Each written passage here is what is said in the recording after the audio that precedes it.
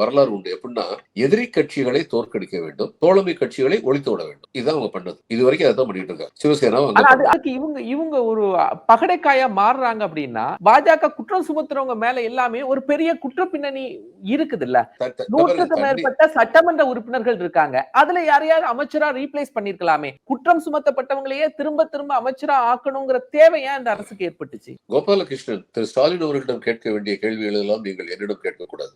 ஒரு அரசு இல்ல, பாஜக அந்த அரசை வீழ்த்தணும்னு நினைக்கும் போது நம்ம பாதுகாத்துக் கொள்ள வேண்டும் அப்படின்னு ஒரு இயக்கத்துக்கு தெரியணும்ல. சரிங்க, இதே கேள்வியை பிஜேபி பார்த்து கேட்க முடியும்ல. எடியூரப்பா மேல அவ்வளவு பெரிய குற்றச்சாட்டுகள்லாம் இருந்தது, எதுக்கு அவர் மறுபடியும் முதலமைச்சராக்குனீங்க? அஸ்ஸாம் சிஎம் மேல நீங்க தானே குறை சொன்னீங்க, இதை போல ஊழல் பேர்வழியே கிடையாதுன்னு. அவரையே மறுபடியும் உங்க கட்சியில சேர்ந்தோன்னு நீங்க சிஎம் ஆக்குனீங்க. அஜித் பவார் மேல 70,000 கோடி ரூபாய் லஞ்ச ஊழல் இருக்குன்னு நீங்க தானே கேஸ் போட்டீங்க. இதே கேள்வி அவங்கள பார்த்து எழுதலாம். எல்லா அரசியல் கட்சிகளும் செய்கிற தவறுகளை திராவிட முன்னேற்ற கழகம் செய்கிறது என்று நான் நினைக்கிறேன்.